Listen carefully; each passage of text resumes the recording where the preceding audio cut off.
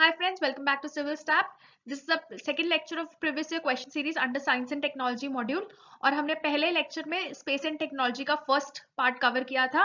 आज हम स्टार्ट करेंगे सेकंड लेक्चर जिसमें हम कवर करेंगे कुछ इंपॉर्टेंट इंडियन सैटेलाइट्स और वो इंडियन सैटेलाइट्स जो कि आजकल न्यूज में भी रहती हैं। तो स्टार्ट करते हैं अपने लेक्चर से। तो फ्रेंड्स आपको पता है कि हमने साइंस एंड टेक्नोलॉजी को 7 चैप्टर्स के अंदर डिवाइड कर रखा है और हमने स्टार्ट कर रखा है अपने पहले चैप्टर से स्पेस से, जो कि सबसे इंपॉर्टेंट चैप्टर है और हमने इसका फर्स्ट पार्ट ऑलरेडी कवर कर लिया है। तो आज हम कवर करेंगे नेक्स्ट 10 क्वेश्चंस स्पेस के अंडर।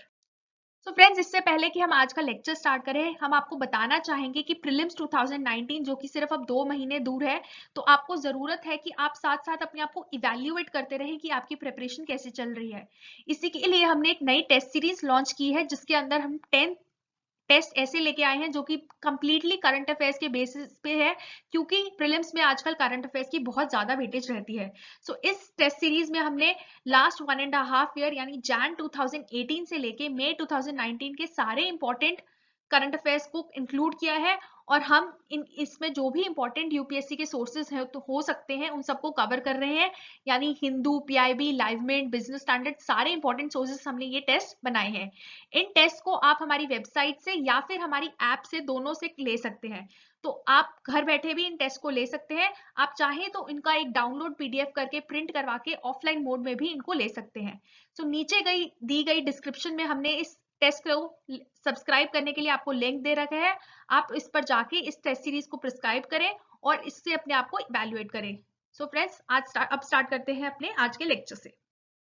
सो फ्रेंड्स आपको पता है कि हमने स्पेस यानी अपने पहले चैप्टर को 3 सब पार्ट्स में डिवाइड कर रखा है और सबसे पहला पार्ट था जो कि सबसे इंपॉर्टेंट और बेसिक पार्ट था, वो था बेसिक फैक्ट से रिलेटेड, जिसमें हमने कुछ इंपॉर्टेंट टेक्नोलॉजी जो स्पेस या सैटेलाइट से रिलेटेड है उनको कवर किया था।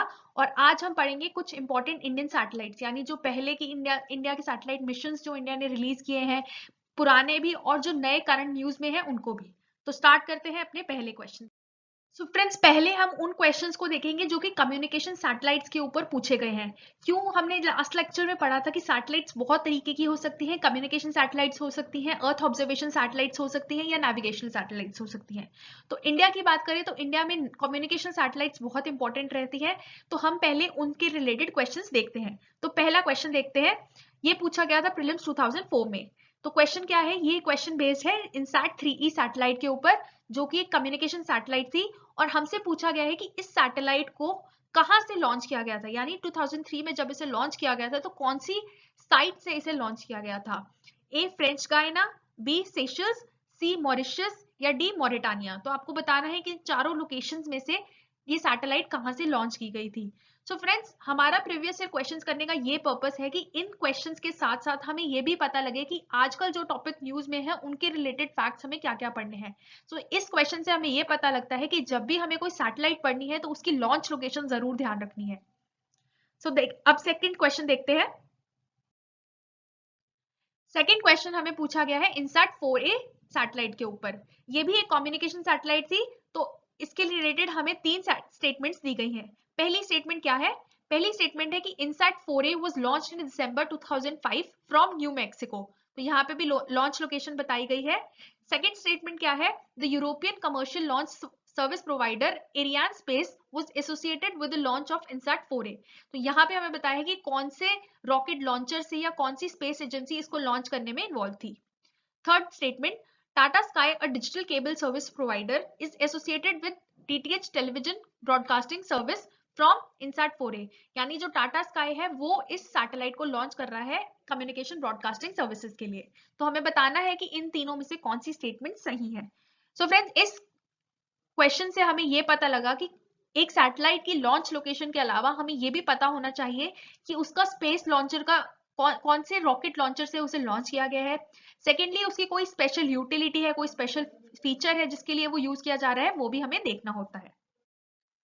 थर्ड और लास्ट क्वेश्चन जो कि कम्युनिकेशन और वेदर सैटेलाइट्स के ऊपर है, वो ये पूछा गया था प्रीलिम्स 2003 में। तो पहली स्टेटमेंट इसमें क्या दी गई है, इसमें पूछा गया था India launch its first full fledge meteorological satellite MetSat in September 2002। और सेकंड स्टेटमेंट क्या है, for the first time the space vehicle PSLV C4 carried a payload of more than 1000 kgs into a geosynchronous orbit। हमें बताना है कि इन दोनों statements में से कौन सी स्टेटमेंट सही है। सो इससे हमें यह पता लगता है कि कोई भी अगर हम स्पेस लॉन्च व्हीकल पढ़ रहे हैं या कोई भी सैटेलाइट पढ़ रही है तो उसकी यूटिलिटी कहाँ पे है, क्या वो कम्युनिकेशन है, क्या वो मीटरोलॉजिकल सैटेलाइट है, वो किस किस पर्पज से यूज हो रही है, वो हमें देखना है। और जो हम स्पेस व्हीकल पढ़ रहे हैं जैसे पीएसएलवी, जीएसएलवी, उसका पेलोड भी हमारे लिए इंपॉर्टेंट है, प्लस उस इसे किस ऑर्बिट में लॉन्च करने के लिए यूज कर रहा है, किया जा सकता है। तो ये दोनों चीजें हमें पीएसएलवीज या जीएसएलवीज जो भी हम स्पेस व्हीकल पढ़ रहे हैं उसके बारे में हमें पता होनी चाहिए। So now let us try to answer the questions that we studied. इसके लिए हमें जरूरी है कि हमें पता हो कि इनसैट सीरीज क्या है, कम्युनिकेशन सैटेलाइट्स की कौन कौन सी टाइप्स हो सकती हैं। तो सबसे पहला जो कम्युनिकेशन सैटेलाइट्स में इंपॉर्टेंट है वो है इनसैट सीरीज। ये इंडिया की पहली ऐसी सीरीज थी जो कि specifically dedicated to communication networks थी, यानी टेलीकम्युनिकेशंस के लिए डेडिकेटेड है इनसैट सीरीज। तो ये जो सैटेलाइट्स है, जो कम्युनिकेशन सैटेलाइट्स है, हमने पहले ही पढ़ा था कि इन्हें हमें जियो स्टेशनरी ऑर्बिट्स में लॉन्च करना होता है, ताकि ये एक जगह पे फिक्स्ड टाइम पीरियड जो अर्थ के रोटेशनल टाइम पीरियड से इसका टाइम पीरियड मैच हो जाए और ये फिक्स टाइम पीरियड से हमें सिग्नल भेजती रहे। तो आपको पता होना चाहिए जो इनसैट सीरीज की सैटेलाइट अगर कोई भी है तो वो हमेशा ही जियो स्टेशनरी सैटेलाइट होगी। ये तो हुई पहली चीज। सेकेंड चीज जो ये इनसैट के बारे में आपको पता होनी चाहिए वो ये कि this is a joint venture of department of space as well as Department of Telecommunication, Indian Meteorological Department and All India Radio and Doordarshan. यानी सिर्फ ये एक इसरो का वेंचर नहीं है, इसमें और भी मिनिस्ट्रीज और ऑर्गेनाइजेशंस इन्वॉल्व हैं। चाहे हम दूरदर्शन की बात करें, चाहे ऑल इंडिया रेडियो की बात करें या टेलीकम्युनिकेशन मिनिस्ट्री की बात करें, तो ये सब मिलकर काम कर रही हैं इनसैट सीरीज के पीछे। इनसैट सीरीज स्टार्ट कब हुई थी? ये स्टार्ट हुई थी 1983 में with the launch of INSAT 1B। INSAT 1A जो था वो फेल हो गया था, तो हमारी जो पहली सैटेलाइट इसलिए हम सक्सेसफुल कहेंगे, उसे हम कहेंगे इनसैट 1B। तो इनसैट मिशन की स्टार्टिंग इसलिए हुई इन अगस्त 1983। और अगर अभी की अब तक की बात करें यानी 2019 तक की बात करें तो इनसैट के अंदर 24 सैटेलाइट्स लॉन्च हो चुकी हैं, जिसमें से अभी सिर्फ 11 अभी भी ऑपरेशनल है, यानी 24 में से ऐसी काफी सैटेलाइट्स है जो कि अब ऑपरेशनल नहीं रही। तो अभी हमने पहले ही पढ़ लिया है कि इनसैट की यूटिलिटी कहाँ पे रहती है, वो रहती है टेलीकम्युनिकेशन, ब्रॉडकास्टिंग, मीटरोलॉजी में। और ये जो कम्युनिकेशन है इनको हम डिफरेंट बैंड्स में यूज कर सकते हैं, like Ku band, Ka band, C band, S bands. तो आपका होमवर्क ये है कि आप इन सब बैंड्स के बारे में पढ़ें और इनके बीच का डिफरेंस समझें।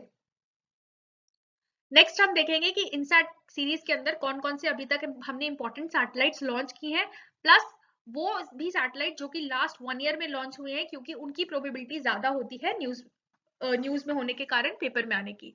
तो सबसे पहले जो इंपॉर्टेंट सैटेलाइट है वो है इनसैट 2E।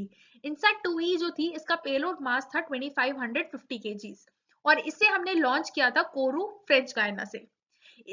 जनरली जो भी हम फ्रेंच गायना से लॉन्च करते हैं उनका जो लॉन्च व्हीकल होता है वो एरियान होता है। क्यों? क्योंकि जो यूरोपियन स्पेस एजेंसी है ये उसका लॉन्च व्हीकल है और ये जो साइट है वो बेसिकली ईएसए के अंडर आती है। तो आपको ध्यान रखना है कि जनरली ये जनरल ट्रेंड है कि जो भी सैटेलाइट गायना यानी कोरू से लॉन्च हो रही है उसमें हम जो लॉन्च व्हीकल होगा वो होगा एरियान सीरीज का। इसे हम यूज किस लिए करते हैं? कम्युनिकेशन एंड वेदर सैटेलाइट के लिए। और ऑर्बिट क्या है इसका? Geostationary orbit. नेक्स्ट सैटेलाइट जो इंपॉर्टेंट है वो है इनसैट 3A। इसका भी पेलोड जो है मोर देन 2500 kgs है और इसे भी हमने फ्रेंच गायना से ही लॉन्च किया है।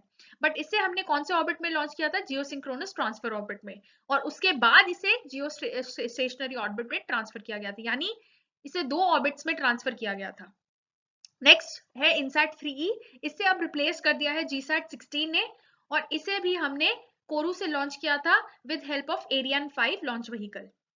नेक्स्ट जो इंपॉर्टेंट सैटेलाइट है वो है मेटसैट या कल्पना। कल्पना चावला आपको पता है कि इंडिया की पहली वुमेन है जो कि स्पेस में गई थी, और but unfortunately she could not return. तो ये इसलिए उनके नाम पे ये सैटेलाइट हमने रखी है कल्पना 1।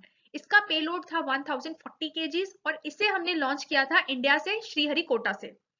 इसके अंदर हमने कौन सा लॉन्च व्हीकल यूज किया था? इसके लिए हमने इंडिया का इंडिजिनस लॉन्च व्हीकल यूज किया था पीएसएलवी C4। और ये एक मीटरोलॉजिकल सैटेलाइट है, मेट से आपको पता लग जाएगा, मीटरोलॉजिकल सैटेलाइट। तो इसे हमने किस ऑर्बिट में लॉन्च किया था? इसे हमने लॉन्च किया था जियोसिंक्रोनस ट्रांसफर ऑर्बिट में। तो ये ही कुछ इंपॉर्टेंट फैक्ट्स हैं जो कि आपको एक सैटेलाइट के बारे में पता होना चाहिए। सबसे पहले उसका पेलोड मास, लोकेशन, लॉन्च व्हीकल, उसका पर्पस और फाइनली उसका ऑर्बिट। अगर आपको ये 4 चीजें पता है तो इसके अलावा आपको सैटेलाइट के बारे में ज्यादा नहीं पढ़ना है, क्योंकि हमें सिर्फ एग्जाम रिलेटेड फैक्ट्स पे ही कॉन्सेंट्रेट करना है। नेक्स्ट हम वो 2 सैटेलाइट देखेंगे जो कि अभी न्यूज में रही हैं। इनसैट 4A, इसका पेलोड मोर देन 3000 kg था, इसलिए और इंपॉर्टेंट रही है। इसे भी हमने फ्रेंच गायना से ही लॉन्च किया था, और इसकी खास बात यह है कि इसे टाटा स्काई ने यूज किया था for distribution of it DTH services. इसे भी हमने जियो स्टेशनरी ऑर्बिट में ही प्लेस किया था। लास्ट इनसैट सीरीज की एक सैटेलाइट जो इंपॉर्टेंट है वो है इनसैट 4CR। इसका पेलोड मास था 2130 kgs, और इसे हमने लॉन्च किया था श्रीहरिकोटा से। जनरली अभी तक आपने देखा कि जो भी इनसैट की सीरीज की सैटेलाइट थी उसे हमने फ्रेंच गायना से लॉन्च किया था, लेकिन ये जो सैटेलाइट है इनसैट 4CR, इसे हमने श्रीहरिकोटा से लॉन्च किया था with help of a launch vehicle GSLV F4। तो ये इंपॉर्टेंट फैक्ट है। लास्ट हमने पढ़ा था कि GSLVs और PSLVs में डिफरेंस क्या है, तो आपको पता है कि अगर GSLV है तो it can launch heavy satellites, इसलिए this was able to launch more than 2000 kg satellite.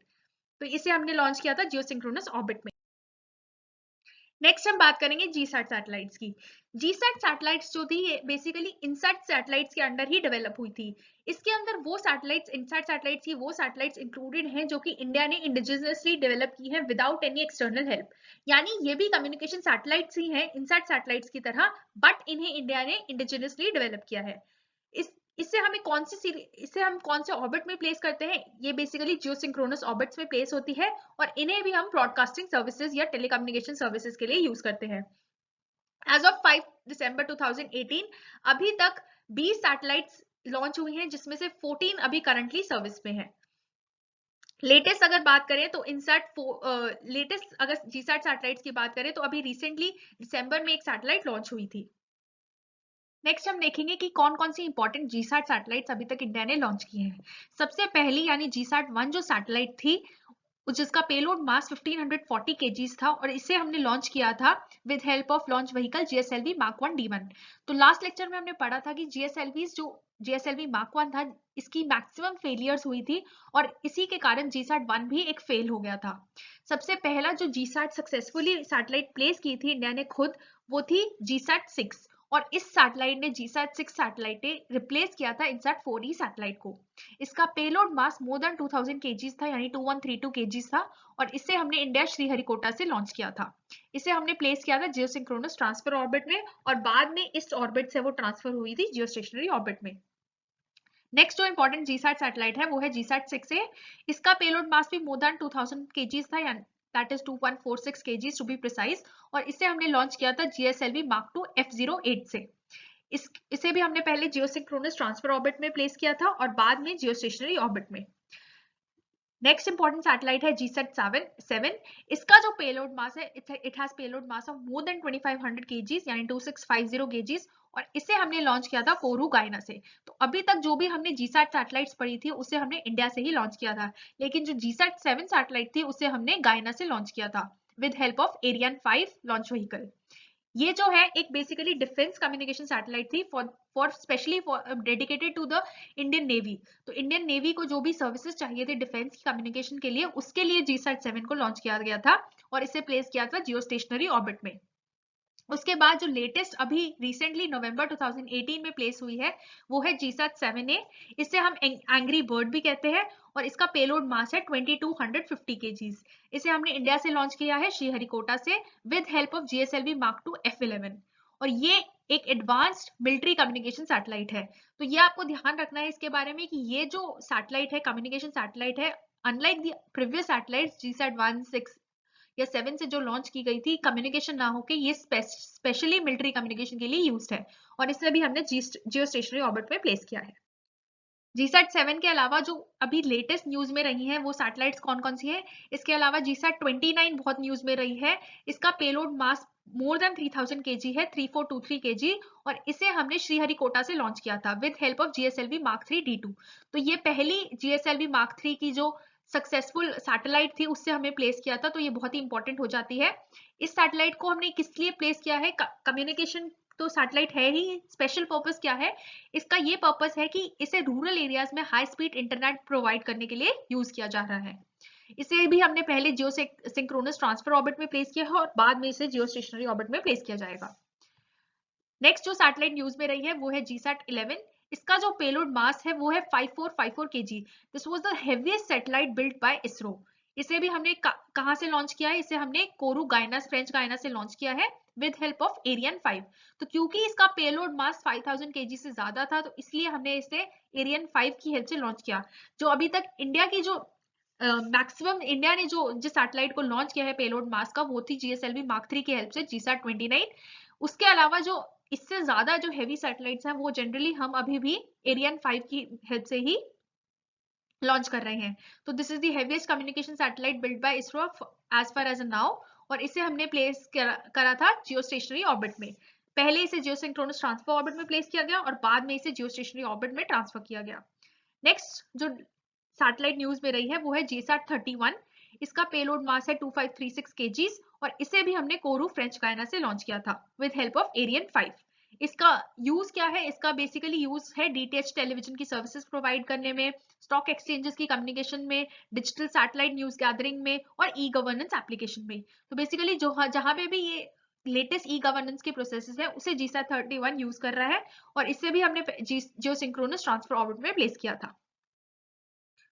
So ये थे important हमारी communication satellites INSAT और GSAT series. Now let us try to answer the questions that we started. सबसे ये हमें पूछा गया था INSAT 3E सैटेलाइट के ऊपर। तो हमें पूछा गया था जो INSAT 3E सैटेलाइट थी 2003 में लॉन्च हुई थी, उसे कहाँ से लॉन्च किया गया था? तो अभी हमने पढ़ा था जो INSAT सैटेलाइट्स हैं वो जनरली या तो फ्रेंच कोरू गायना से होती हैं या फिर इंडिया से होती हैं। INSAT सीरीज जो कि इंडिया की इंडिजिनस नहीं होके थोड़ी बहुत इसमें फॉरेन हेल्प यूज होती है, तो इसे हम जनरली फ्रेंच गायना से लॉन्च करते हैं। तो इसका आंसर होगा ए। नेक्स्ट क्वेश्चन देखते हैं। नेक्स्ट क्वेश्चन जो था INSAT 4A के ऊपर था। इसमें पूछा गया है, फर्स्ट स्टेटमेंट क्या है? INSAT 4A was launched in December 2005 from new Mexico.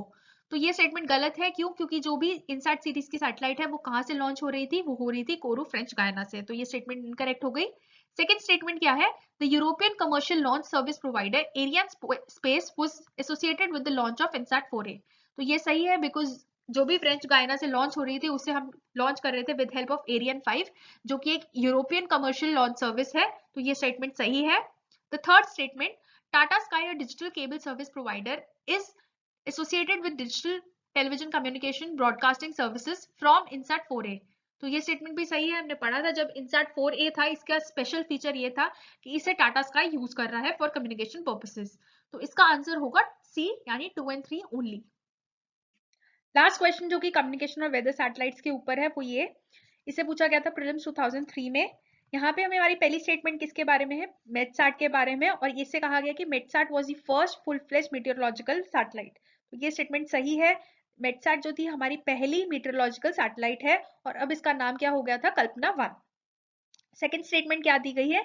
Second statement इसके लॉन्च व्हीकल के ऊपर दी गई है जो कि PSLV C4 था, और मेटसैट का जो वेट था जिसे PSLV C4 कैरी कर रहा था उसका वेट मोर देन 1000 kg था, यानी 1040 kg था। यह भी हमने रिसेंटली पढ़ा था, और इसे हमने प्लेस किया था जियो स्टेशनरी ऑर्बिट में, और यहाँ पे स्टेटमेंट में दिया है जियो सिंक्रोनस ऑर्बिट। तो फर्स्ट थॉट हमारा ये रहेगा कि ये स्टेटमेंट शायद गलत है, बट ये गलत होगा क्योंकि जियो स्टेशनरी ऑर्बिट्स जो है वो भी जियो सिंक्रोनस ऑर्बिट का सब टाइप है। तो इसलिए अगर कहीं भी जियो सिंक्रोनस ऑर्बिट है और आपको लग रहा है कि वो जियो स्टेशनरी ऑर्बिट होना चाहिए, वो सही होगा। क्यों? क्योंकि जियो स्टेशनरी ऑर्बिट्स भी जियो सिंक्रोनस ऑर्बिट्स होते हैं। सो ये स्टेटमेंट सही है और पहली स्टेटमेंट भी सही थी। तो आंसर होगा C, that is both 1 and 2 are correct statements. So friends, अभी तक हमने पढ़ा कि कुछ important communication and weather satellites. अब हम देखेंगे कि कुछ इंपॉर्टेंट अर्थ ऑब्जर्वेशन सैटेलाइट्स जो कि इंडिया ने अभी तक लॉन्च की हैं। इससे स्टार्ट करते हैं अपने पहले क्वेश्चन से। In which of the following activities are Indian remote sensing satellites use? तो जो IRS यानी इंडियन रिमोट सैटेलाइट्स है उसे किस पर्पस के लिए यूज किया जाता है? ये पूछा था प्रीलिम्स 2015 में। Firstly assessment of crop productivity, second locating ground water resources, third mineral exploration, fourth telecommunication and fifth traffic studies. तो हमें बताना है कि इन पांचों में से कौन सी ऐसी जगह पे इंडियन रिमोट सेंसिंग सैटेलाइट को यूज किया जाता है। नेक्स्ट क्वेश्चन जो कि अर्थ ऑब्जर्वेशन सैटेलाइट्स के ऊपर बेस्ड है वो है ओशियनसैट 2 सैटेलाइट के ऊपर। इसमें हमें 3 स्टेटमेंट्स दी गई हैं जो कि बेसिकली ओशियनसैट 2 सैटेलाइट्स के ऑब्जेक्टिव्स को प्रिस्क्राइब कर रही है। पहला है कि it is used for estimating the water vapor content in the atmosphere. Second, it helps in predicting the onset of monsoons in India. And third statement is it helps in monitoring of pollution in the coastal waters. तो हमें बताना है कि OceanSat-2 किस लिए use किया जा रहा है. तो फ्रेंड्स, इससे आपको ये पता लगता है कि कोई भी सैटेलाइट का ऑब्जेक्टिव आपको बहुत ध्यान से पढ़ना है और उसकी यूटिलिटी कहाँ कहाँ पे हो सकती है वो भी आपको सोचना है. ऐसा नहीं है कि डायरेक्टली ऑब्जेक्टिव दिया होगा, उस ऑब्जेक्टिव को आप सोचे कि वो सैटेलाइट कहाँ कहाँ पे उस ऑब्जेक्टिव के साथ यूज हो सकती है. हो सकता है कि कई बार डायरेक्टली वाटर वेपर ना देके सिर्फ एटमॉस्फेयर दिया हो और आप आपको देखना पड़े कि ये क्या वहां पे यूज हो सकता है कि नहीं. तो यहाँ पे आपको थोड़ा एनालिटिकल माइंडसेट चाहिए. सो यहाँ पे हमें पूछा गया है कि इन तीनों में से कौन सी जगह पे OceanSat-2 यूज होता है. So let us now try to answer these questions by knowing firstly what are Earth monitoring satellites और इंडिया ने कौन कौन सी ऐसी Earth monitoring satellites लॉन्च की हैं. Earth monitoring satellites जो होती हैं बेसिकली रिसोर्स मॉनिटरिंग के लिए या अर्थ की ऑब्जर्वेशन के लिए हम यूज करते हैं. चाहे वो कोई स्पेसिफिक रिसोर्स को स्टडी करने के लिए, चाहे उसकी क्वालिटी, कंटेंट कहाँ कहाँ पे वो मिल सकती है उसलिए यूज हो, या फिर जनरल एक ऑब्जर्वेशन या स्पाइंग पर्पसेस के लिए भी अर्थ मॉनिटरिंग सैटेलाइट्स यूज हो सकती हैं. इंडिया की अगर बात करें तो सबसे पहली जो इंडिया की सैटेलाइट थी यानी भास्करा 1 और भास्करा 2, वो भी एक तरह की अर्थ मॉनिटरिंग सैटेलाइट ही थी. बट प्रॉपर जो हमारी अर्थ मॉनिटरिंग सैटेलाइट थी वो कब से स्टार्ट हुई है? इंडियन रिमोट सेंसिंग सैटेलाइट्स की लॉन्च से, यानी IRS-1 जो थी उसके बाद से ही हमने कहा कि हमारी proper remote sensing satellites launch हुई हैं. ये जो रिमोट सेंसिंग सैटेलाइट्स हैं ये बहुत जगह पे यूज हो सकती हैं.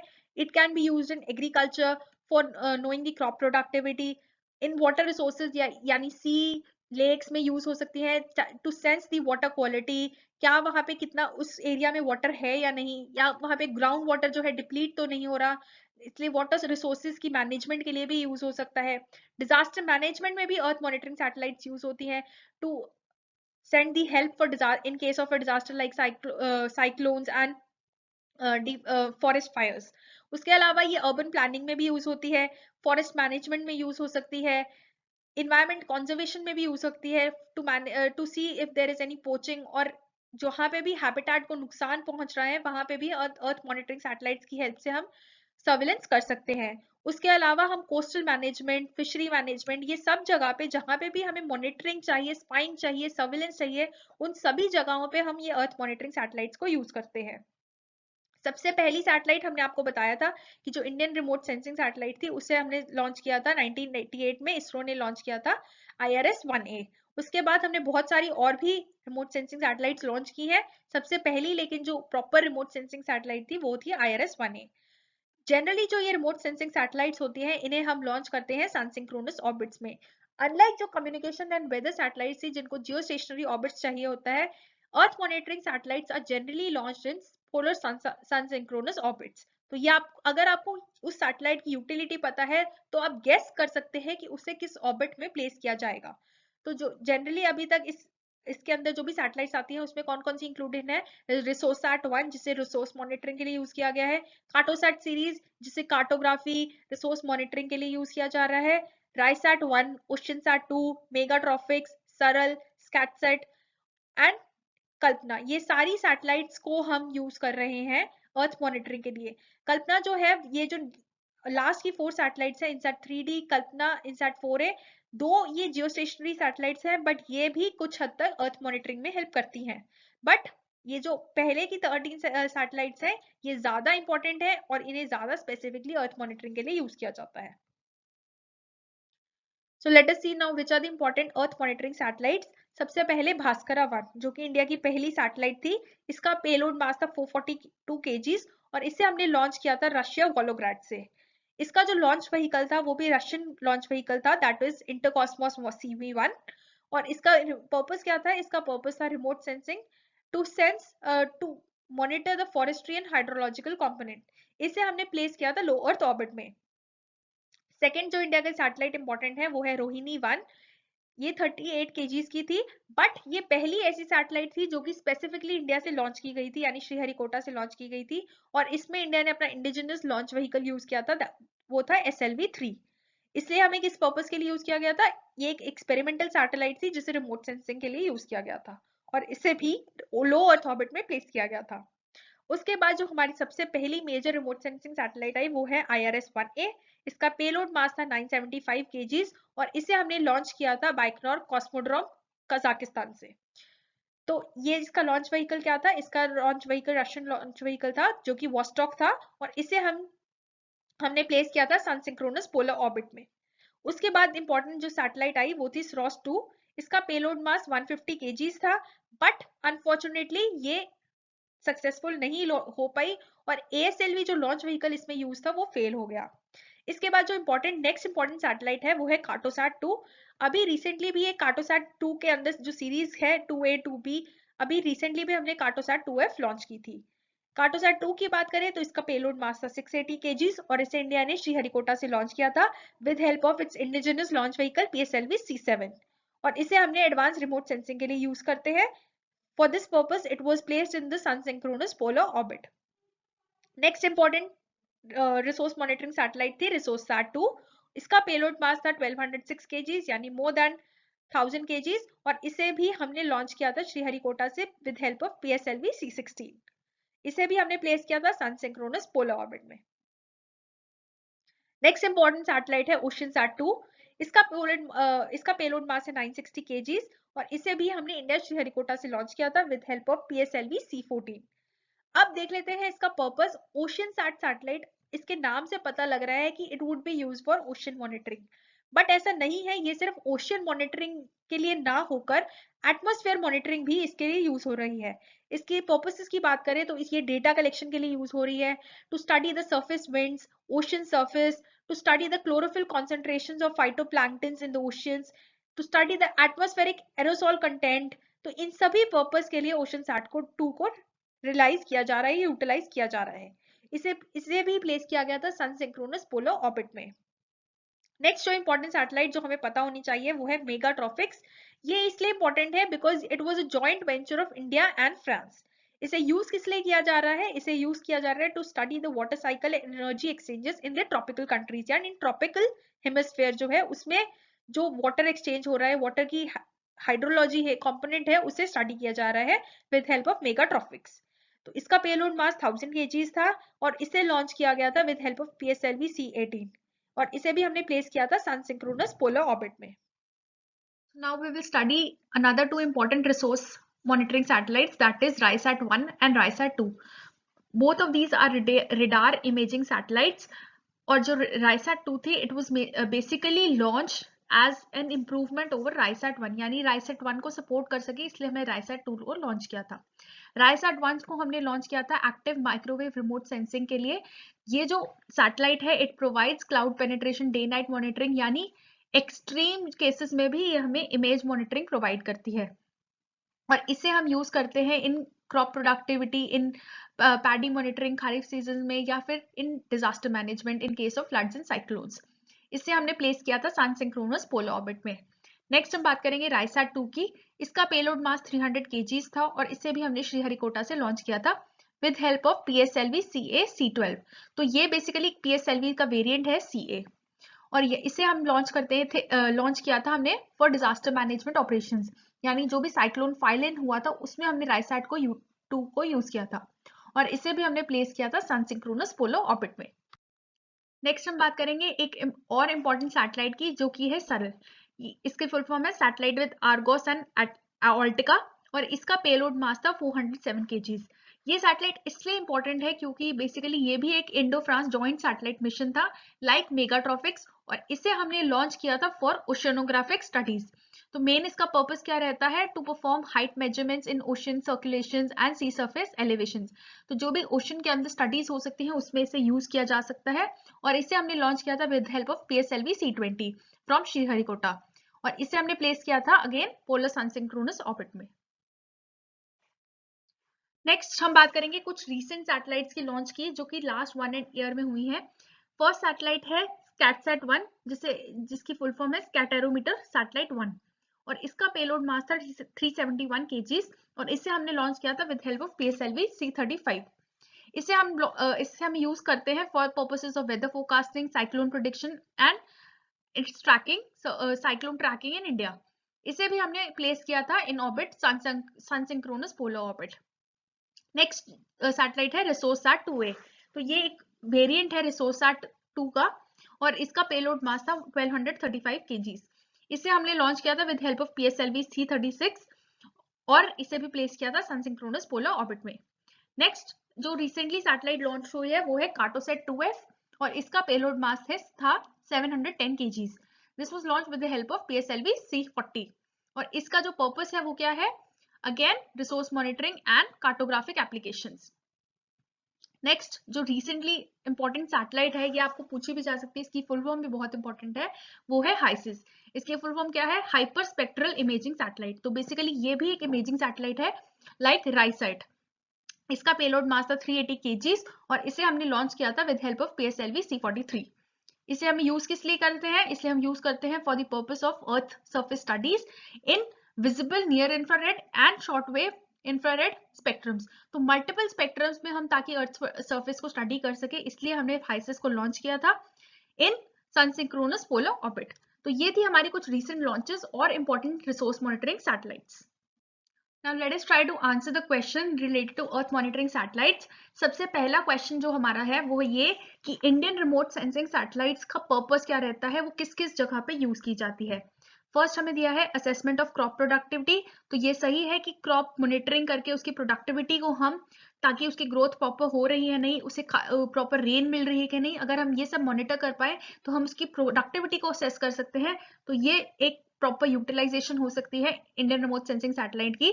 नेक्स्ट हमें दिया है लोकेटिंग ग्राउंड वाटर रिसोर्सेज। तो ये भी बिल्कुल सही ऑप्शन है। थर्ड है मिनरल एक्सप्लोरेशन। ये भी सही है बिकॉज रिसोर्स मॉनिटरिंग या रिसोर्स एक्सप्लोरेशन के लिए भी IRS को यूज किया जाता है। नेक्स्ट है टेलीकम्युनिकेशन। तो ये गलत है, क्यों? क्योंकि जो इंडियन रिमोट सेंसिंग सैटेलाइट है वो प्लेस होती है सन सिंक्रोनस पोलर ऑर्बिट्स में और टेलीकम्युनिकेशन जो सैटेलाइट्स होती हैं वो डिफरेंट होती है, IRS सैटेलाइट इसमें यूज नहीं की जा सकती। तो fourth would be incorrect. And last option है ट्रैफिक स्टडीज। तो ये भी गलत होगा, क्यों? क्योंकि इसके अंदर हम ट्रैफिक स्टडीज के लिए जनरली नेविगेशनल सैटेलाइट्स या नेविगेशन सिस्टम यूज करते हैं, नॉट रिमोट सेंसिंग सैटेलाइट्स। तो इसका आंसर होगा A, that is 1, 2 and 3 only. Next question देखते हैं। ये पूछा गया है सैटेलाइट ओशनसैट 2 के बारे में। तो यहाँ पे हमें बताना है कि ओशनसैट 2 सैटेलाइट को कहाँ पे हम यूज कर सकते हैं। पहला, to estimate the water vapour content in the atmosphere. Second, to predict the onset of monsoons and third, to monitor the pollution of coastal waters. तो अभी जब हमने ओशनसैट 2 सैटेलाइट पढ़ा था तो हमने इसके कुछ ऑब्जेक्टिव्स पढ़े थे, बट ऑब्जेक्टिव्स आपको डायरेक्टली एप्लीकेशंस नहीं बताता, it just gives you an intent. तो जब हम ओशनसैट 2 पढ़ रहे थे तो हमने इसे पढ़ा था कि it is basically use for ocean monitoring and to study the atmosphere plus for data collection. तो इस बेसिस पे हम कह सकते हैं कि it can be use to estimate the water vapour content. क्यों? क्योंकि अगर हमें एटमॉस्फेयर की कंटेंट पता है, एरोसोल्स पता है, तो हम बता सकते हैं उसमें वाटर वेपर कंटेंट क्या रहेगा। तो ये इसकी डायरेक्ट यूटिलिटी होगी। Second, to predict the onset of monsoons. तो अगर हमें अगर हमें एटमॉस्फेयर की ह्यूमिडिटी कंटेंट वगैरह पता है, वाटर वेपर कंटेंट पता है, तो इससे हमें मॉनसून्स का प्रिडिक्ट करने में भी हेल्प मिलती है। तो ये भी एक इसकी यूटिलिटी हो सकती है। थर्ड है monitor the pollution of coastal waters. तो क्योंकि हम ओशन सैट को बेसिकली ओशियानिक स्टडीज के लिए या वाटर क्वालिटी की स्टडी के लिए भी यूज कर रहे हैं, तो ये भी एक इसकी करेक्ट यूटिलिटी रहेगी। तो इसका आंसर होगा D, that is all of the above 1, 2, 3 and all of the statements are correct. Now let us start with the next question. यहाँ पे हमें एस्ट्रोसैट, जो कि इंडिया की एस्ट्रोनॉमिकल ऑब्जर्वेटरी है, उसके बारे में दो स्टेटमेंट्स दी गई हैं। तो पहली स्टेटमेंट क्या है? पहली स्टेटमेंट है, other than US and Russia, India is the only country to have launched a similar observatory into space. यानी इंडिया, रशिया या US के बाद अकेली ऐसी कंट्री है जिसने अपनी खुद की ऑब्जर्वेटरी स्पेस पे लॉन्च की है।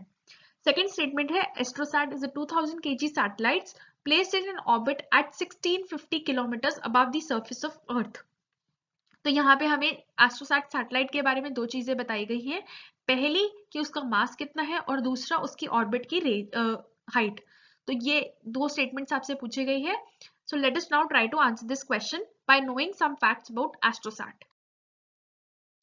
तो एस्ट्रोसैट जो था वो पहली इंडिया की डेडिकेटेड इंडियन एस्ट्रोनॉमी मिशन है और इसे हम यूज करते हैं to study the celestial sources using different spectral lens like X ray, UV spectral, both. तो दोनों हम रेंजेस यूज कर रहे हैं, एक्सरे भी यूज कर रहे हैं और यूवी स्पेक्ट्रल रेंज भी यूज कर रहे हैं। दूसरी चीज जो आपको एस्ट्रोसैट के बारे में पता होनी चाहिए कि वो उसका मास है 1515 kgs, यानी लेस देन 2000 kgs, और इसको हमने प्लेस किया था in low earth orbit that is 650 kilometres. तो ये आपको ध्यान रखना है कि इसे किस ऑर्बिट में प्लेस किया गया है। तीसरी चीज ये कि इसे कहाँ से लॉन्च किया गया है। इसे लॉन्च किया गया था with help of PSLV C30 from Satish Dhawan space centre in Sriharikota. तो ये कुछ इंपॉर्टेंट फैक्ट्स थी। इसके अलावा आपको ये भी पता होना चाहिए कि ऐसी कौन कौन सी कंट्रीज है जिनकी खुद की स्पेस ऑब्जर्वेटरी है। तो ऐसी कौन कौन सी कंट्रीज है? US, Japan, Russia, Europe. Europe एक खुद कंट्री नहीं, यूरोपियन स्पेस एजेंसी की एक कंबाइंड एक एजेंसी है। तो नेशंस की बात करें तो उसमें यूरोप नहीं आएगा, कंट्रीज की बात करें तो उसमें यूरोप नहीं आएगा, बट यूरोपियन स्पेस एजेंसी ने भी अपनी खुद की एक ऑब्जर्वेटरी स्पेस में है। तो टोटल 5 ऐसी स्पेस एजेंसीज है जिनकी खुद की ऑब्जर्वेटरी है, बट कंट्रीज की बात करें तो ऐसी 4 कंट्रीज है।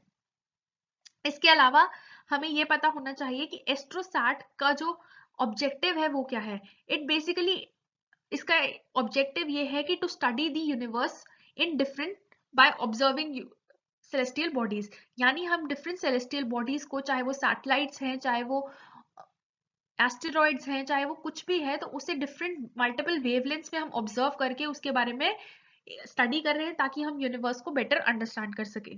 तो ये हमारा मेन पर्पस है एस्ट्रोसैट का। उसके अलावा आपको ये भी पता होना चाहिए कि एस्ट्रोसैट जो एक सैटेलाइट है उसके कुछ इंपॉर्टेंट पेलोड्स हैं जो उसको हेल्प करते हैं अपने डिफरेंट ऑब्जेक्टिव्स को अटेन करने में। तो पहला ऑब्जेक्टिव जो उसका है to understand the high energy processes in binary star system. तो ये जो एस्ट्रोसैट्स हैं ये बाइनरी स्टार सिस्टम्स और ब्लैक होल्स को मेनली स्टडी करने के लिए यूज किए जाते हैं। उसके अलावा एस्ट्रोसैट को हम यूज करते हैं यूनिवर्स को अल्ट्रावायलेट रीजन्स में भी स्टडी करने के लिए। उसके अलावा अगर कोई स्काई में कोई ब्रीफली कोई स्पार्क हो रही है, कोई लाइटनिंग हो रही है, तो उसको भी हम एक्सरे की हेल्प से स्टडी कर सकते हैं। तो यानी स्टार सिस्टम्स और ब्लैक होल को स्टडी करने के लिए हम एस्ट्रोसैट को मेनली यूज कर रहे हैं। इसके अलावा भी हम यूज कर सकते हैं, बट ये इसके कुछ स्टेटेड साइंटिफिक ऑब्जेक्टिव्स हैं। तो इसके अंदर कौन कौन से पेलोड्स हम एस्टैब्लिश किए गए हैं ताकि ये स्टडीज कंडक्ट की जाए। सबसे पहले एक सॉफ्ट एक्सरे टेलीस्कोप है, उसके अलावा इसके अंदर एक स्कैनिंग स्काई मॉनिटर है, उसके अलावा एक कैडमियम जिंक टेल्यूराइड इमेजर है जिससे इसकी अच्छी इमेजिंग कैपेबिलिटी देती है जो इसको। उसके अलावा एक अल्ट्रावायलेट इमेजिंग टेलीस्कोप है, और लास्टली इसमें एक large area X ray proportional counter भी है which helps us to study variations in emission of X rays from different sources. यानी एक्सरे की डिफरेंट वेरिएशंस जो हो रही है वो हम इसकी हेल्प से स्टडी कर सकते हैं। तो ये इसके 5 इंपॉर्टेंट पेलोड्स हैं। So now let us try to answer the question. तो यहाँ पे पहली स्टेटमेंट क्या थी? Other than US and Russia, India is the only country to have launched a similar observatory into space. तो ये स्टेटमेंट गलत है क्योंकि जापान ने भी अपनी खुद की ऑब्जर्वेटरी लॉन्च कर दी है other then US and Russia.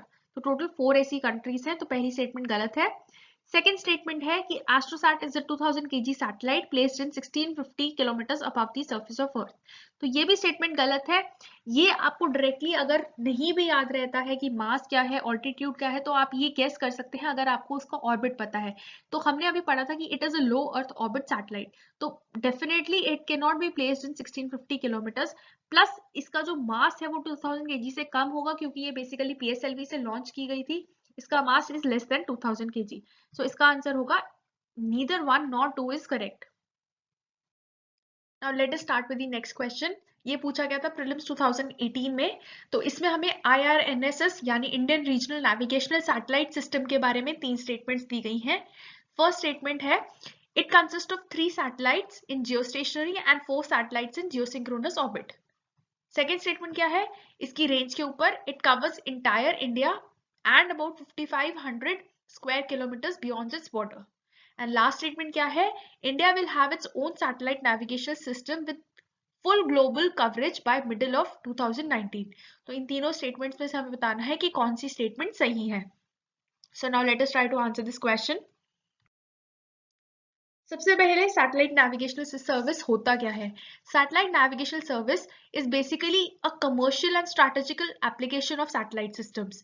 तो इसे हम यूज कर सकते हैं जो भी सैटेलाइट सिस्टम्स होती हैं ताकि वो ग्लोबली पूरे अर्थ को ऑब्जर्व कर पाए। तो हम क्या करते हैं, कुछ सैटेलाइट्स को प्लेस कर देते हैं इस एंगल से कि एट अ टाइम पूरा ग्लोब हम उसे कवर कर पाए। तो इस बेसिस पे हम एक प्रॉपर नेविगेशन दे पाते हैं एक सिस्टम्स को, जो भी हमारे व्हीकल्स होते हैं, इसलिए हम इन सैटेलाइट नेविगेशन सर्विसेज को यूज करते हैं।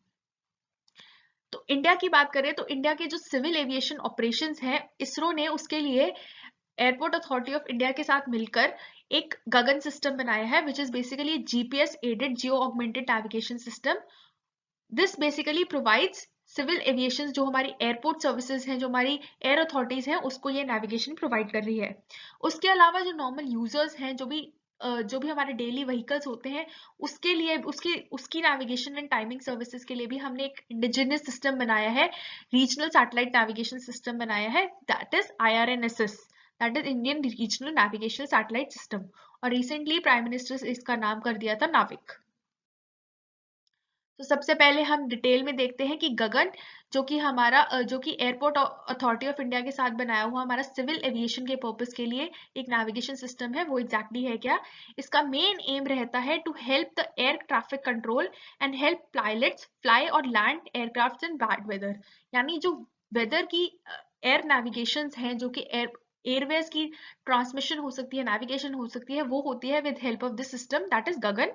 और इस गगन की जो ट्रांसमिशन होती है, इसके सिग्नल्स वो डायरेक्टली नहीं ले रहा, वो ले रहा है with the help of American navigation system, that is the GPS. तो यहाँ पे हम अमेरिकन नेविगेशन सिस्टम की हेल्प से अपना नेविगेशन, जो कि एयरवेज का नेविगेशन सिस्टम है, उसको इंप्रूव कर रहे हैं।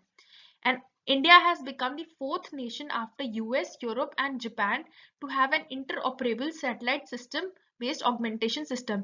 तो यानी SBAS होने वाला इंडिया फोर्थ नेशन है after US, Europe and Japan. और अगर कंट्री की बात की जाए तो India will be the third country after US and Japan, and first in the world to serve the equatorial region. यानी ये जो कंट्रीज हैं, यूएस, जापान, ये इक्वेटोरियल रीजन को नहीं सर्व कर रही। इंडिया जो है पहली ऐसी कंट्री होगी जो कि इक्वेटोरियल रीजन को सर्व करेगी। तो ये कुछ इंपॉर्टेंट फैक्ट्स थे गगन के बारे में। उसके अलावा इसके वर्किंग पैटर्न की बात करें तो इसके अंदर 3 जियो स्टेशनरी सैटेलाइट्स है, दैट इज GSAT-8, GSAT-10 और GSAT-15। इसकी हेल्प से ये अपनी डेटा को ऑगमेंट कर रहा है और सैटेलाइट की नेविगेशन सिस्टम्स को यूज कर रहा है। This can be used in correcting any anomalies in position data and give accurate routes for landing and guidance systems। तो इसे हम सार्क जो स्टेट्स है, सार्क जो कंट्रीज हैं, इसे यूज कर रही हैं और पाकिस्तान इसे यूज नहीं कर रहा है। Other than this all SAARC nations are using GAGAN. तो गगन के एडवांटेजेस की बात करें तो वो क्या है, it can basically provide signals और एक्यूरेसी अप टू 3 मीटर्स। तो यानी अगर लोकेशन कितनी एग्जैक्ट हो सकती है, अप टू 3 मीटर्स। उसके अलावा it has enhance the capacity of air space by reducing separation between aircraft. तो क्योंकि अब नेविगेशन अच्छी हो गई है तो हम ज्यादा एयरक्राफ्ट या ज्यादा एयर स्पेस यूज कर पाएंगे। उसके अलावा ये कि it has augment the GPS signals over the Indian land mass. तो अभी तक जो भी कंट्रीज थी, यानी यूएस, यूरोप, वो जनरली इक्वेटोरियल रीजन या जो हमारा ट्रॉपिकल रीजन था उसको कवर ना करके बाकी एरियाज को कवर कर रही थी। आफ्टर द गगन सिस्टम, जो बे ऑफ बंगाल का रीजन है, जो कि साउथ एशिया का रीजन है, उसका जो सिस्टम है, जीपीएस सिस्टम, वो है इम्प्रूव हुआ है। तो ये इसकी मेन एडवांटेजेस है। उसके बाद हम बात करते हैं अपने रीजनल नेविगेशनल सिस्टम की, जो कि हमारे खुद के व्हीकल्स यूज करते हैं। सो बेसिकली इस जो रीजनल नेविगेशनल सिस्टम है, इसके अंदर 2 टाइप की सर्विसेज प्रोवाइड की जाएंगी, स्टैंडर्ड पोजिशनिंग सर्विसेज और रिस्ट्रिक्टेड सर्विसेज। जो स्टैंडर्ड पोजिशनिंग सर्विसेज होती है वो बेसिकली सिविलियन पर्पसेस के लिए होती है, या जो लोकल ह्यूमंस हैं वो इसे यूज कर सकते हैं, जो कि हमारे सिविलियन सिटीजन हैं वो इसे यूज कर सकते हैं। लेकिन अगर रिस्ट्रिक्टेड सर्विसेज की बात की जाए तो ये जो रेंज है, ये हमने बेसिकली मिलिट्री पर्पसेस के लिए इसे कुछ रिस्ट्रिक्टेड सर्विसेज भी दी हैं इसके अंदर, IRNSS के अंदर।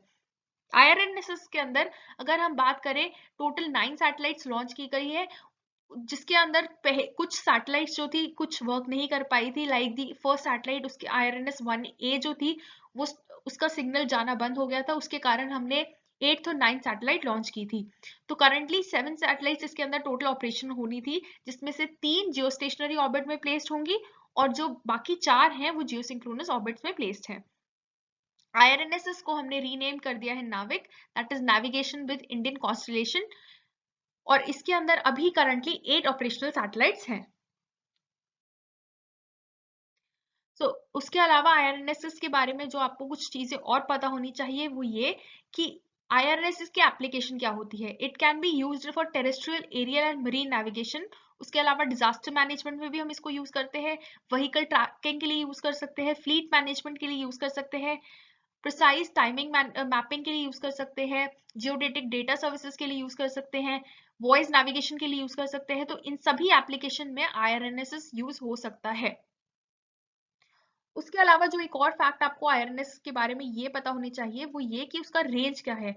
तो ये जो IRNSS है, it covers basically India and the SAARC nations and area around 1500 kilometres around the mainland. तो ये जो एरिया है इंडिया के अराउंड 1500 किलोमीटर का जो एरिया है अराउंड इंडिया, इंडिया इसे जो हमारा IRNSS है वो इसे टारगेट कर रहा है।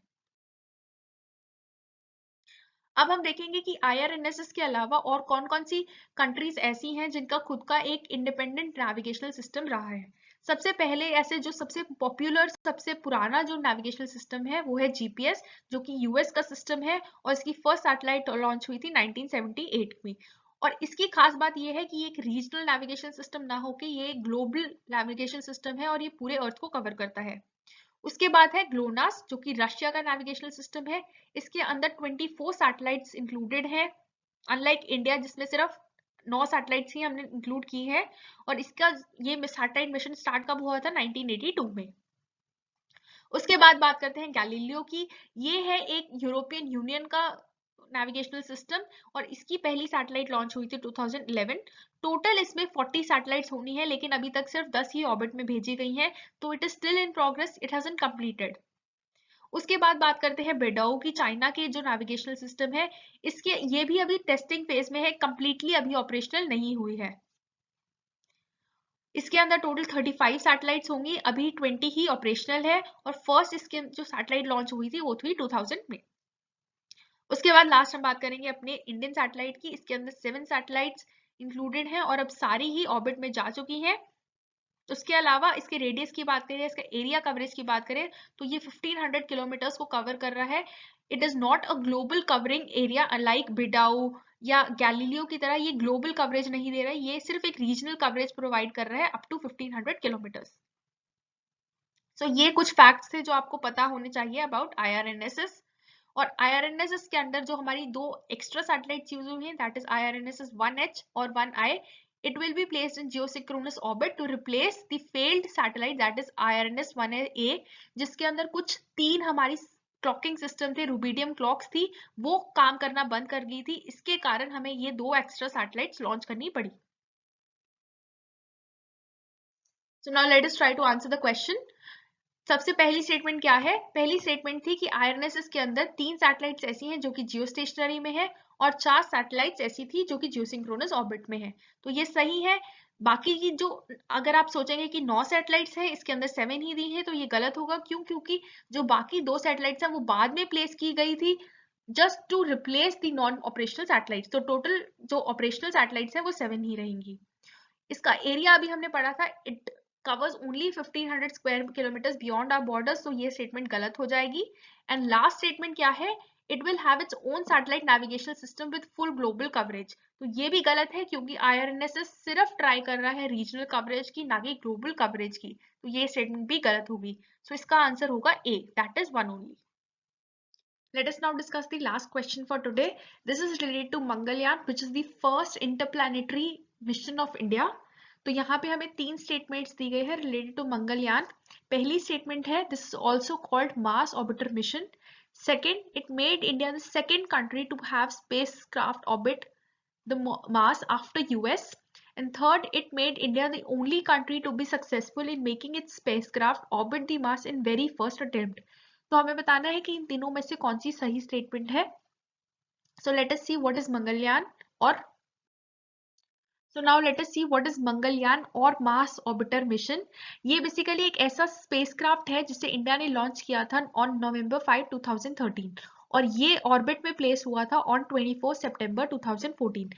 ये इंडिया का पहला इंटरप्लैनेटरी मिशन है जो कि इसरो ने लॉन्च किया था and this has made ISRO the 4th space agency to reach Mars after US space agency, that is NASA, Russian space agency that is Roscosmos and European space agency.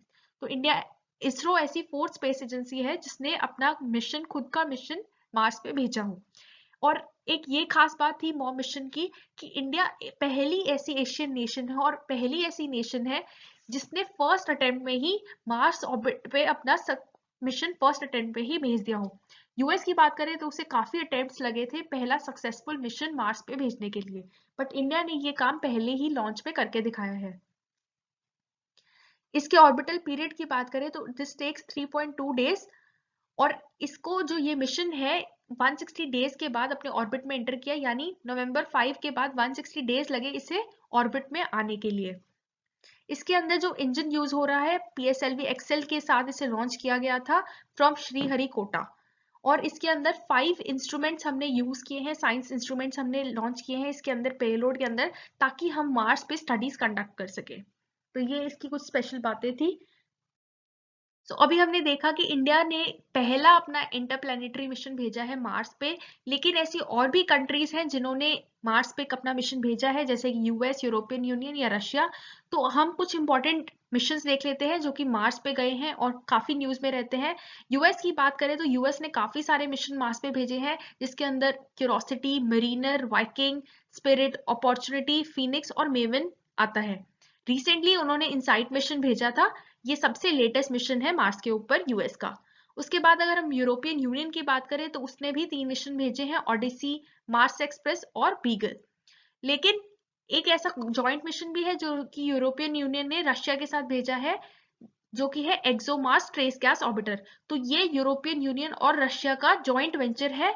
तो ये आपको ध्यान रखना है कि एक्सोमार्स ट्रेस ऑर्बिटर जहां पे भी है तो it is a joint venture of European Union यानी ESA एंड रॉसकॉस्मोस। तो ये हमारे कुछ इंपॉर्टेंट मार्स मिशन थे। So now let us try to answer the question related to Mangalyaan. तो पहला स्टेटमेंट क्या था कि Mangalyaan is also called Mars orbiter mission, तो ये बिल्कुल सही है।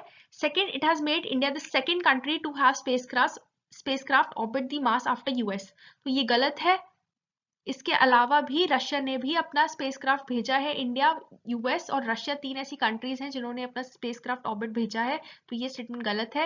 And the third statement is it made India the only country to be successful in making it spacecraft orbit the Mars in very first attempt, तो ये statement बिल्कुल सही है। तो इसका आंसर होगा 1 and 3 ओनली। मंगलयान के अलावा आपको एक और मिशन है जो कि बहुत ज्यादा न्यूज में रहता है, आपको पता होना चाहिए। ये भी इंडिया का एक इंपॉर्टेंट स्पेस मिशन रहा है। मंगलयान तो हमने देखा था कि एक इंटरप्लैनेटरी मिशन है। नेक्स्ट हम बात करेंगे चंद्रयान की, जो कि इंडिया का पहला लूनर प्रोब मिशन था, यानी मून के ऊपर पहला मिशन था। तो चंद्रयान 1 जो था वो इसरो ने लॉन्च किया था इन अक्टूबर 2008, और ये ऑपरेशनल रहा था अंटिल अगस्त 2009, यानी एक लेस देन 1 ईयर ही ये ऑपरेशनल रहा। बट इस स्मॉल ड्यूरेशन में ही इससे अपने सारे ऑब्जेक्टिव्स को अचीव कर लिया था। इसके इस स्पेस मिशन में हमने एक स्पेशल लूनर ऑर्बिटर और एक इम्पैक्टर इसके अंदर इंक्लूडेड था। इसको हमने लॉन्च किया था with help of PSLV XL C11। तो ये इसका स्पेस व्हीकल था जो कि हमने लॉन्च किया था श्रीहरिकोटा में से। उसके बाद अगर ये बात करें कि लॉन्च तो हमने इसे अक्टूबर 2008 में किया था, और इसके बाद ये ऑर्बिट में प्लेस हुआ था इन 8 नवंबर 2008। This mission, that is the Chandrayaan 1, it hit the crater Shackleton। तो ये क्रेटर का नाम आपको ध्यान रखना है जहां पे एग्जैक्टली चंद्रयान 1 ने हिट किया था। इस पॉइंट को, that is the Shackleton crater को, अब हमने रीनेम कर दिया है Jawahar point, after the name जो after the prime minister Jawaharlal Nehru. इस मिशन की टोटल कॉस्ट थी 386 करोड़। मार्स मिशन की बात करें तो उसकी कॉस्ट रही है 450 crore. And it has, Mars mission की बात करें तो उसके बारे में एक और स्पेशल चीज है ये कि वो it has been the cheapest mission to be sent into the Mars. यानी अभी तक नासा या यूरोपियन स्पेस एजेंसीज की बात करें तो उसने ये जो अपने जो भी मिशन भेजे हैं वो बहुत ही कॉस्टली है, मोर देन 450 करोड़ है, अनलाइक मार्स मिशन जो कि सबसे चीप मिशन रहा है और पहली अटेम्प्ट में सक्सेसफुल रहा है। चंद्रयान की बात करें तो आपको कुछ इंपॉर्टेंट इसके ऑब्जेक्टिव्स पता होने चाहिए। पहला ऑब्जेक्टिव ये कि it expand scientific knowledge about the moon. Second, upgrade India's technological capability in space, यानी इंडिया की एक स्पेशल इमेज बन गई है इन स्पेस डिप्लोमेसी और स्पेस नॉलेज के बाद कैरियर की बात करें तो। थर्ड, इसके बारे में ये it conducts chemical and mineralogical mapping of the entire lunar surface, यानी पूरे मून की जो है इसका ऑब्जेक्टिव था कि पूरे मून के सरफेस की मैपिंग करनी है। And fourth, it prepares a 3 dimensional Atlas of both near and far side of the moon, यानी जो हमें अर्थ को उससे लूनर साइड दिख रही है उस साइड की भी और फार अवे साइड की भी। तो ये कुछ इंपॉर्टेंट ऑब्जेक्टिव्स थे चंद्रयान 1 के। नेक्स्ट हम बात करेंगे चंद्रयान 2 की, जो कि अभी लॉन्च होगा 2019 में ही। इसके अंदर एक ऑर्बिटर भी इंक्लूडेड है, लैंडर भी इंक्लूडेड है और रोवर भी इंक्लूडेड है। तो आपको ये याद रखना है, अनलाइक चंद्रयान 1 जिसमें सिर्फ ऑर्बिटर और इंपैक्टर इंक्लूडेड था, इसके अंदर ऑर्बिटर, लैंडर और रोवर तीनों ही इंक्लूडेड है। इसके लैंडर की बात करें तो उसका एक अलग से नाम भी है, that is Vikram, after the scientist Vikram Sarabhai.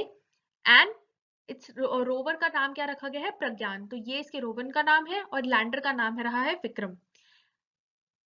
और इसकी स्पेशल बात की बात करें तो चंद्रयान 2 का वेट होगा 3290 kgs और इसका ऑब्जेक्टिव रहेगा टू रिमोट सेंसिंग और मैपिंग मून सरफेस। उसके अलावा ये मून के बारे जो मिनरोलॉजिकल कंटेंट है, टोपोग्राफी है मून की, उसको भी मैप करेगा। And it would test presence of water on the moon. Third चीज जो आपको पता होनी चाहिए कि रिसेंटली एक लैंडर सेंसर परफॉर्मेंस टेस्ट किया गया था to test before the actual launch, ये इसरो ने कंडक्ट किया था टू टेस्ट कि चंद्रयान 2 जो है आर्टिफिशियल लूनर सेटअप में वर्क कर पाएगा नहीं। तो आपको पता होना चाहिए कि जो ये टेस्ट है LSPT कहाँ पे हुआ था, ये हुआ था चलाकिरी कर्नाटका में। तो ये इंपॉर्टेंट क्वेश्चन है कि location of this test is very important, क्योंकि this was basically to test the applicability और सक्सेस ऑफ चंद्रयान 2। और जो आपको कुछ चीजें पता होनी चाहिए चंद्रयान 2 के बारे में वो ये कि इसका लॉन्च व्हीकल क्या होगा। इसका लॉन्च व्हीकल होगा GSLV Mark 2 और इसे लॉन्च किया जाएगा श्रीहरिकोटा से। इसकी एस्टिमेटेड कॉस्ट रहेगी 150 मिलियंस। इसके अंदर ऑर्बिटर, लैंडर इंक्लूडेड रहेगा, जैसे कि हमने आपको पहले ही बता दिया है। और इसके अंदर एक स्पेशल रोवर भी इंक्लूड करा जाएगा to move around the near landing sites of moon. तो ये कुछ इंपॉर्टेंट फैक्ट्स है अबाउट। नेक्स्ट हम बात करेंगे गगनयान की। गगनयान जो है इंडिया का पहला मैन्ड मिशन होगा स्पेस पे, यानी एक पहला ऐसा मिशन होगा जिससे कि इंडिया ने अपनी ह्यूमन स्पेसक्राफ्ट स्पेस में भेज पाएगा। तो इसका टारगेट है कि by 2022 India will send a successful human space flight in space. इसके अंदर हम 3 इंडियन एस्ट्रोनॉट्स को भेजेंगे जो कि इंडियन एयरफोर्स से लिए जाएंगे और उनको ट्रेन किया जाएगा ताकि वो स्पेसिफिकली स्पेस में जा सके और वहां के क्लाइमेट को एडजस्ट कर सके। इस मिशन को हम सेंड करेंगे with help of GSLV Mark 3। Chandrayaan 2 हम सेंड करेंगे GSLV Mark 2 से और गगनयान हम सेंड करेंगे GSLV Mark 3 से, जो कि इंडिया का मोस्ट रीसेंट लॉन्च व्हीकल है। उसके अलावा इसकी एस्टिमेटेड कॉस्ट रहेगी अराउंड 7,000 से लेके 9,000 करोड़ तक। तो ये एक सबसे कॉस्टली मिशन रहेगा, अनलाइक मार्स मिशन या फिर हम चंद्रयान की बात करें तो वो बहुत कम कॉस्ट में रहा था, लेकिन इसकी कॉस्ट काफी ज्यादा रहेगी। क्यों? क्योंकि इसके अंदर हमें सेफ्टी इक्विपमेंट्स, रीलॉन्चिंग व्हीकल्स और सेफ्टी इक्विपमेंट्स बहुत ज्यादा टेस्ट करने पड़ेंगे। So now we will be giving you 2 questions as homework, तो ताकि ये क्वेश्चंस आपको खुद सर्च करके इसका आंसर आपको कमेंट बॉक्स में बताना है। पहला क्वेश्चन है रिलेटेड टू भुवन। तो भुवन क्या है basically? Firstly it is a mini satellite launch by ISRO for promoting the distance education in India. Second, it is a name given to the moon impact probe for Chandrayaan 2, यानी जो moon impact probe Chandrayaan 2 का दूसरा नाम होगा Bhuvan. And third, it is a geoportal of ISRO with 3D imaging capabilities of India. And fourth, it is a space telescope developed by India. तो इन चारों में से आपको बताना है कि भुवन क्या है। और लास्ट क्वेश्चन जो आपको जिसका आंसर आपको खुद करना है वो ये कि artificial satellite orbiting around the earth does not fall down. This is because कि आर्टिफिशियल सैटेलाइट्स जो अर्थ के अराउंड रिवॉल्व कर रही हैं वो अर्थ में अट्रैक्शन के कारण क्यों सिंक डाउन नहीं होती, क्यों वो अपना ऑर्बिट मेंटेन करके रखती हैं। पहला, it does not exist at such a distance, यानी क्योंकि वो काफी ज्यादा डिस्टेंस नहीं होता तो ग्रेविटेशनल फोर्स इतनी इंपैक्टफुल नहीं रहती। Second, it is neutralised by the attraction of the moon. Third, it provides necessary speed for its steady motion. And fourth, it provides necessary acceleration for its steady motion. तो आपको इन चारों में से बताना है कौन सा करेक्ट रीजन है जिसके कारण आर्टिफिशियल सैटेलाइट गिरती नहीं है अर्थ पे ऊपर। So friends, that is all for today. We'll hope to see you tomorrow with the next video.